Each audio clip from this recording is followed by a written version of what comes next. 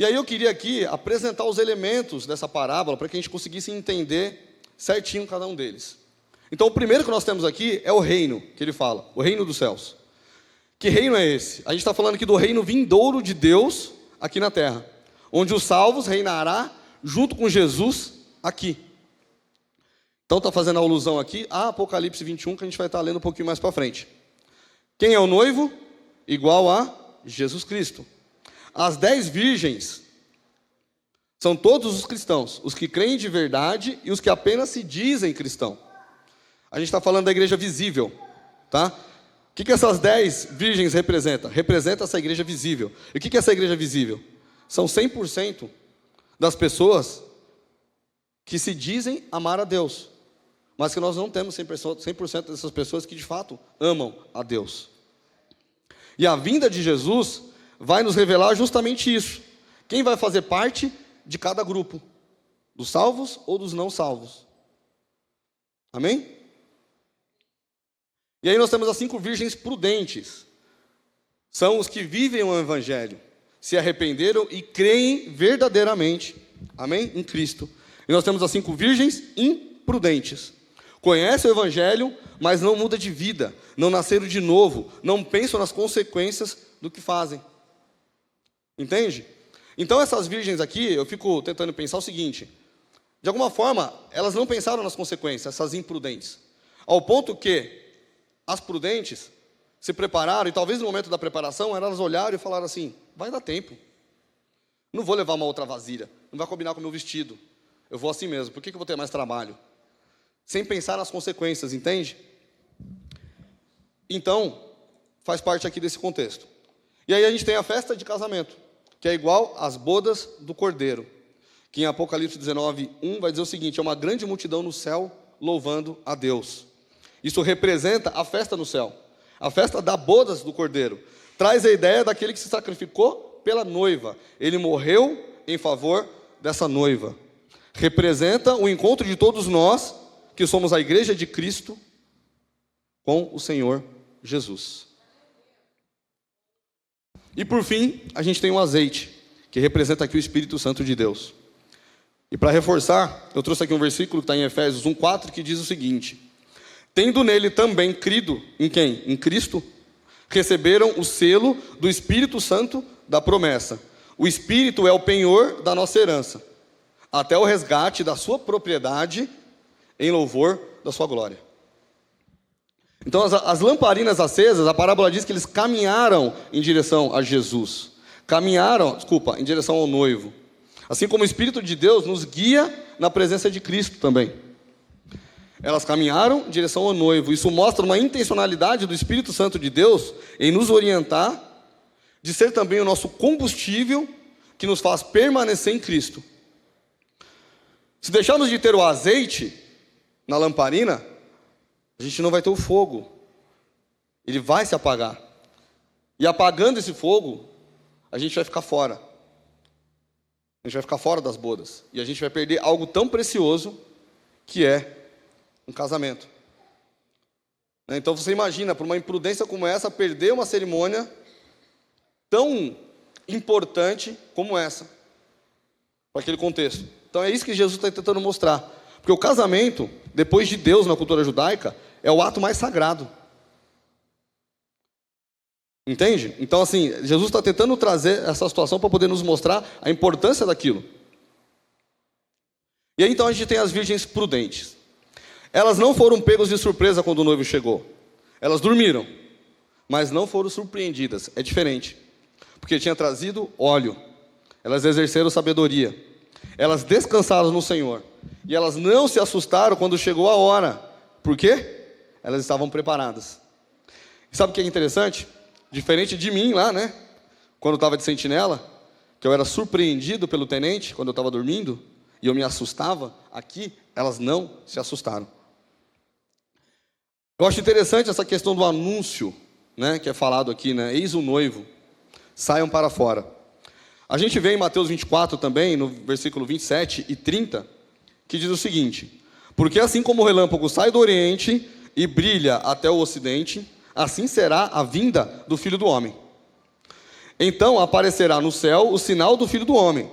Todos os povos da terra se lamentarão e verão o Filho do Homem vindo sobre as nuvens do céu com poder e grande glória. Igreja, presta atenção nisso aqui. Entenda uma coisa. Então é algo que a gente está percebendo aqui, o seguinte, que a Bíblia está nos dizendo que vai ser algo visível. Entende? Está trazendo aqui a analogia de algo, de um relâmpago, de um raio que acontece no leste até o oeste, e que não tem como passar despercebido aos nossos olhos. Vai ser dessa forma. Então nós vamos ver, tá? Então a gente vai estar num dia em casa, talvez você lavando louça, o seu marido na garagem, em algum lugar. E alguém vai ver. Vai haver um anúncio. Está entendendo, Daniel? Vai haver um anúncio. E aí como que vai ser esse anúncio? Ei, Jesus está voltando. Alguém vai ver. Talvez vai ser, seu marido vai ver primeiro, vai ser um filho. Mas alguém nesse momento vai ver esse fenômeno aqui, tá? Da vinda de Jesus. E alguém vai anunciar. E alguém vai gritar, ei, Jesus está voltando. E quando houver esse grito, a minha pergunta é, vocês vão se comportar como? Qual vai ser a nossa resposta em relação a esse anúncio? Entende? Porque isso vai acontecer. Como que nós vamos responder? Nós iremos nos assustar, porque daí vai cair a ficha e falar, pô, é agora. E aí nesse exato momento a gente já começa a pedir perdão e se arrepender, porque a gente percebeu que é sério, só que nesse momento não vai dar mais tempo. Está entendendo? Nesse momento não dá mais tempo. Então como que a gente vai receber esse anúncio? Vai ser como aquele soldado lá naquela força de reação, que na hora que toca a corneta, ele sai vibrando porque ele está totalmente preparado? Ou vai ser como aquele que não se preparou e vai com medo? Entende? Então como nós vamos receber esse anúncio da volta de Jesus? Esse é o ponto que nós temos que nos questionar. Está entendendo, igreja? Porque nós estaremos no nosso dia e esse anúncio vai vir da volta do Senhor Jesus. Porém as prudentes, elas não ficaram com medo. Ao invés disso, elas se alegraram quando ouviram a voz. Sabe por quê? Porque permaneceram fiel. Mesmo que pareça demorar, nós devemos permanecer na graça de Cristo e no Espírito Santo.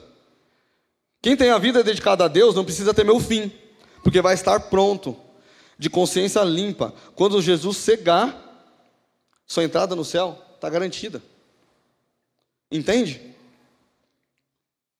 Ao ponto que as virgens imprudentes foram surpreendidas em sua insensatez. Elas poderiam ter preparado o óleo antes da chegada do noivo, mas deixaram o tempo se esgotar. Além disso, tentaram pelos seus próprios esforços garantir a entrada na festa. Elas insistiram, mas quando chegou, o noivo já tinha saído. E elas tentaram entrar depois e não conseguiram. Entende? Já não havia mais solução para elas. A volta do noivo foi anunciada. E quando isso acontecer, a obra já vai estar completa. Quando houver o anúncio, a obra está completa. Não será mais um momento para correr atrás do prejuízo, isso aí para comprar óleo. E nem pegar emprestado. Lembra que eu falei? O óleo simboliza o quê? O Espírito Santo de Deus. E o Espírito Santo de Deus, ele mora onde? Dentro de você e dentro de mim. Você está entendendo? O que eu quero dizer com isso? Que a salvação, ela é individual. Eu não tenho como se comprometer com a salvação da Bianca, do pastor Djalma. Eu não tenho como se comprometer com a salvação da minha esposa, dos meus filhos. Ela pertence a mim. Eu sou o único responsável pela minha salvação. Está entendendo? A porta, ela já vai estar fechada. O noivo está à mesa para celebrar as bodas e não vai adiantar implorar, pois nesse momento não seremos reconhecidos por Cristo. E a parábola traz também um elemento muito interessante, que é a respeito da hora da chegada do noivo. Como a gente falou que a respeito do costume, era comum que a cerimônia acontecesse no finalzinho de tarde, no início do anoitecer. E aí acontece de uma maneira completamente atípica, aqui onde o noivo volta a que horas? À meia-noite. A palavra diz que ele se atrasou. Está entendendo? E ele voltou só à meia-noite. O que Jesus estava querendo mostrar aqui nessa parábola? Que a volta dele vai ser repentina. Não vai seguir um padrão. Ela vai acontecer quando a gente menos espera. Ao ponto que as prudentes, elas seguem com o noivo em direção ao casamento. Elas seguiram vigilantes, elas estavam cheias de esperança e fé que ele virá.